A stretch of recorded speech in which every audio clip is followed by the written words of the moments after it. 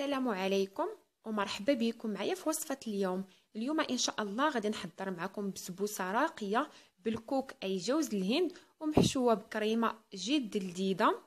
هاد البسبوسه من بين البسبوسات المعتمدين عندي، كتجي من اروع ما يكون، فكنتمنى منكم ان شاء الله تجربوها وتردوا عليا الخبر باللي كان. فبسم الله على بركه الله. بالنسبه للمقادير ديال البسبوسه غادي نبدا بها. هي الاولى عندي خنيشه ديال بيكن باودر اي خميره الحلويات ما يعادل 8 غرام او لا 7 غرام على حسب المقدار اللي كيكون في الخنيشه عندكم.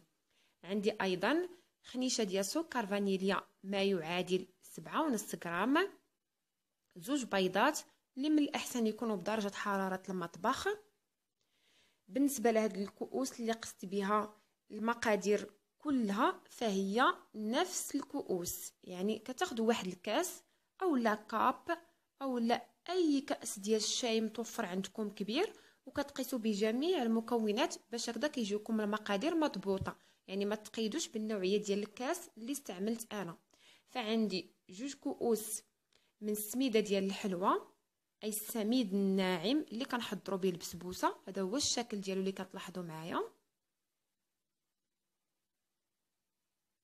عندي ايضا كأس من زيت نباتيه، كأس من سكر الخشن اي سكر سنيده، وكأس من جوز الهند المبشور يعني كاس ديال الكوك كيف ما كتلاحظوا معايا. هذا هو الشكل ديالو. وعندي ايضا 2 كؤوس من الحليب البارد قست بنفس الكأس كيف ما كتلاحظوا معايا اللي قست بها جميع المكونات. 2 كؤوس من الحليب البارد اي لبن بمسميات دول عربيه اخرى. هنا بسم الله كناخذ واحد الطاسه كنجمع فيها جميع المكونات. البيض، قبسه صغيره من الملح ما سبق لياش وذكرتها لكم عاد باش ضفتها، ايضا سكر فانيليا، سكر سنيده، الكوك، سميده، بيكن باودر، كاس ديال الزيت، 2 كيسان ديال الحليب. كنجمع جميع المكونات في الطاسه وبالفوي كنحركهم تقريبا مده دقيقه حتى كيندمجوا ليا وكيصبح ليا الخليط كله مخلط والمكونات مندمجه مزيان مع بعضياتها. طريقه سهله ومبسطه.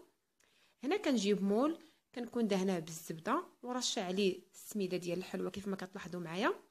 كنخوي فيه فقط نصف الكميه ديال الخليط ديال البسبوسه، ما كنضيفوش كله، كنضيف غير نصف الكميه في المرحله الاولى، ونصف الكميه غادي نستعمل بها ان شاء الله في التتمه ديال الفيديو. فمباشره كندخل المول للفرن اللي كنكون مسبقا شاعله عليه سخون، وكنخليها تستوي مده 10 دقائق لا اكثر. غير تبان لكم نشفات وصبحت يعني متماسكه فكتخرجوها من الفرن.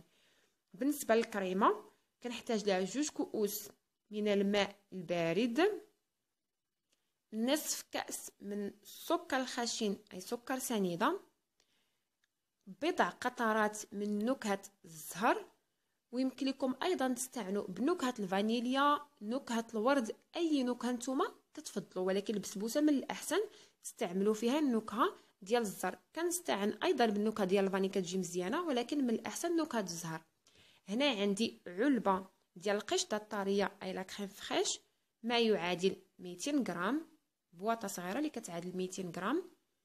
عندي خنيشه ديال الحليب مجفف اي الحليب نيدو ما يعادل 60 غرام. وعندي ايضا 6 ملاعق كبار من نشا الذره المايزينا.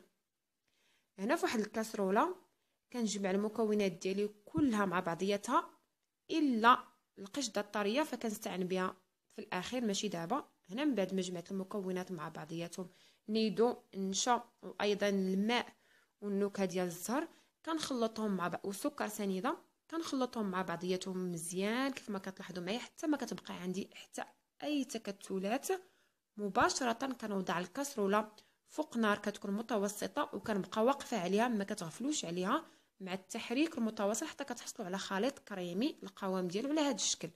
هنا مباشره ملي كنزول الكاسروله من النار كنضيف عليها البواطه ديال القشطه الطريه وكنحرك المكونات ديالي مع بعضياتهم مزيان كيف ما كتلاحظوا حتى كنحصل على واحد الكريمه كتكون ملساء على هذا الشكل. هنا البسبوسه الطبقه الاولى ديالها هي طابت كيف ما كتلاحظوا معايا. كنضيف الكريمه كيف ما كتلاحظوا على هذا الشكل. كنحاول نقادها، وهنا مباشره كنضيف الكميه اللي بقات عندي ديال الخليط ديال البسبوسه، وبواسطه ديال الملعقه كنحاول نسوي لها الوجه ديالها، كنحاول نخبطوها هكذا شويه باش هكذا كتصبح مستويه تماما من الوجه ديالها. هنا مباشره كنعاود نرجعها للفرن اللي كيكون باقي مشعول عليه، كنخليها حتى كطيب مده 15 دقيقه حتى المهم ما بين 10 حتى 15 دقيقه. بالنسبه للسيرو كنحتاج له كاس ديال الماء، كاس ديال سكر سنيده، وقطرات من نكهه الزهر. كتبقى اختياري، كيف ما قلت لكم بغيتو تعوضوها بالفانيليا فعوضوها بالفانيليا حتى هي كتجي مزيانه، ولكن دائما بالنسبه للبسبوسه الزهر كيعطيها واحد اللمسه خاصه كتجي مزيانه. كنخلي السيرو ديالي على النار حتى كيعقد ليا واحد شويه وكيصبح جاهز. هنايا البسبوسه ها هي طابت كيف ما كتلاحظوا معايا. مباشره بعد ما كنخرجها من الفرن وهي سخونه كنسقيها بالسيرو اللي كيكون بارد. وفي حاله البسبوسه كانت بارده كديروا السيرو يكون سخون، كتسقيوها جيدا. انا ضفت هذيك الكميه كلها ديال السيرو اللي صاوبت معاكم، فهي كتشربها كلها باش هكذا كتجينا يعني شاربه مزيان السقوه صافي. وهي البسبوسه ديالنا كتصبح جاهزه. بالنسبه للتزيين فكيبقى على حسب الاختيار ديالكم. انا هنايا استعنت بالقليل من الكوك كيف ما كتلاحظوا معايا، زينت به على هذا الشكل ديال الخطوط باش هكذا نعطي واحد الغابيل بان راه لا باز ديالها من الكوك، وايضا بلي فخوي كونفي او الفواكه المعسله زينت به على هذا الشكل.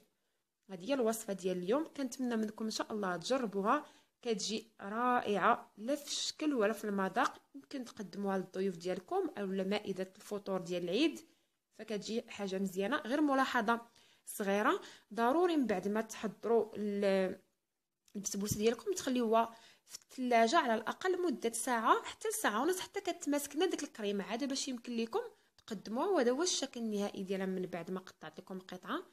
كنتمنى ان شاء الله وكنقول لكم بسلامه عليكم.